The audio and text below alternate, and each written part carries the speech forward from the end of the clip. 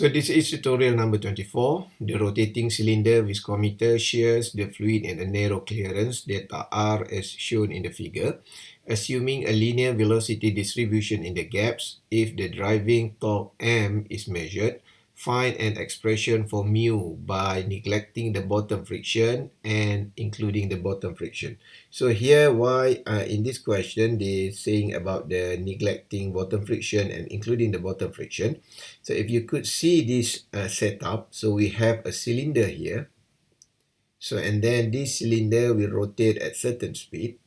So and then as we explained previously, in the gap here there are velocity profile occur, and then because at this side also, so there is another velocity profile will occur. Okay, the problem is you may calculate, it's depend on the situation.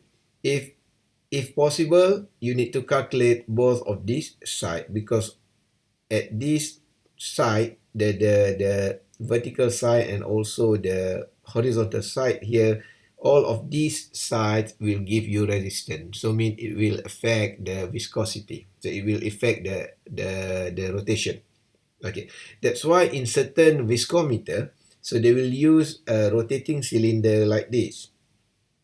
So it has a curved shape at the bottom, because okay, they will put that device something like this, because they only want the shear come from this side.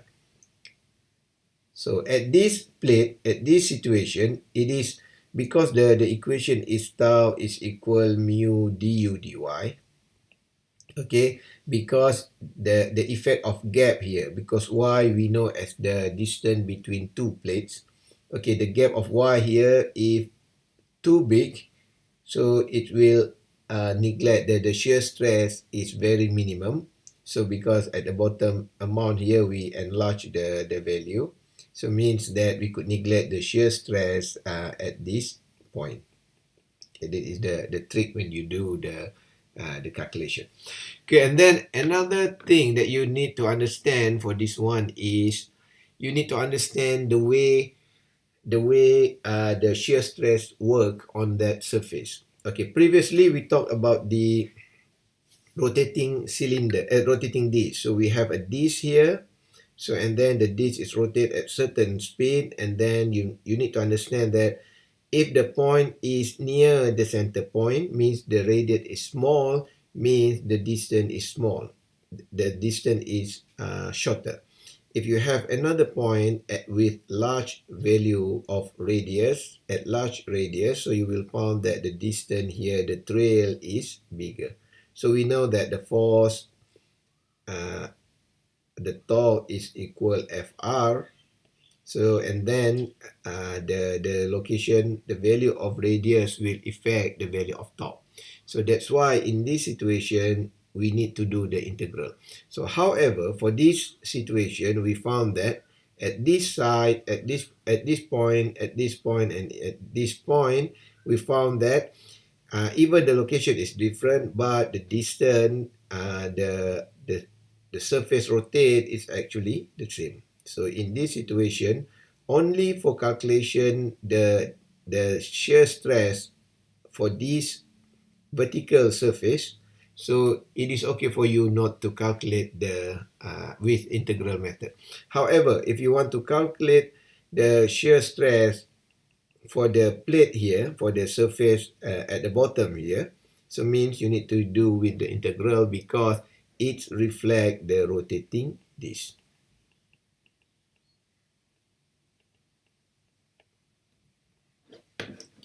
So that is the idea that you really need to give attention for this situation.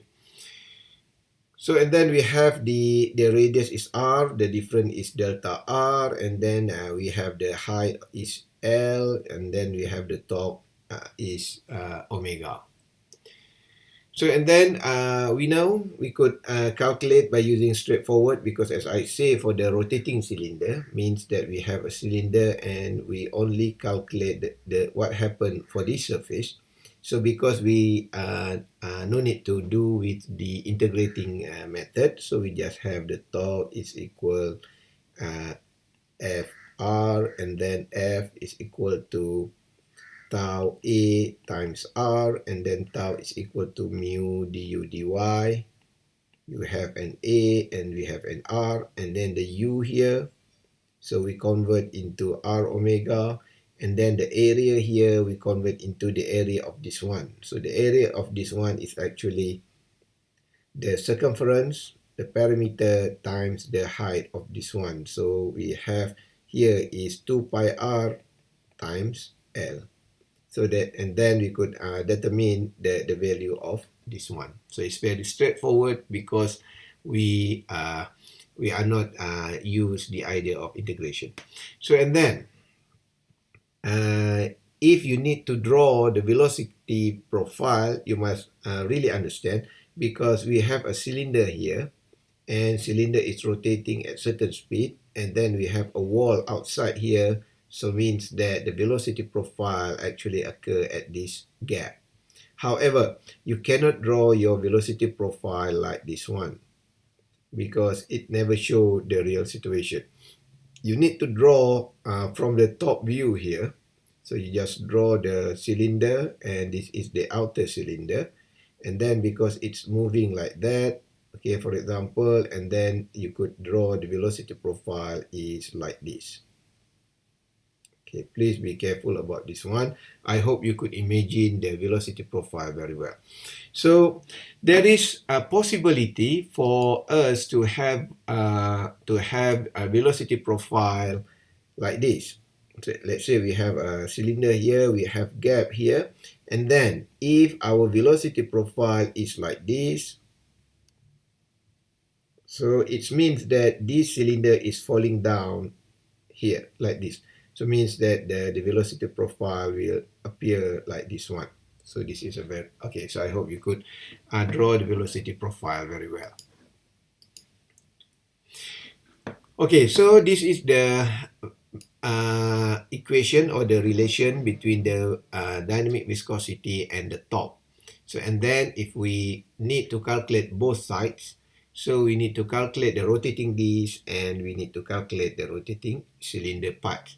Okay, and then the torque is scalar, so means that you just calculate both and then you add all of them to get the total torque. So to calculate the torque for the cylinder, so we could use this equation as we calculate previously, and then the calculation for torque for the disc we could use straight from the previous tutorial. So it is equal of this one. So and then if we simplify this one, we could calculate the dynamic viscosity as shown in the slide. So this is the idea how people use the idea of shear stress, and then the mechanism of viscometer. So I hope you could understand about this. So as I said, viscometer is quite important in fluid mechanics because viscosity is the only parameter that been used in fluid. So mean whether you are dealing with gas or liquid, so the terms, the viscosity parameter is very important. So in solid, there are no viscosity because solid will not give any shear stress. Okay, solid will interact with another solid surface and it will create friction. So you know about the static friction, about the dynamic friction. So we are talking about shear stress in terms of solid by using the terms of friction. So but for liquid and gas, or we call fluids, so we are using viscosity to reflect the shear stress that occur or the interaction between molecule of fluid with the solid surface.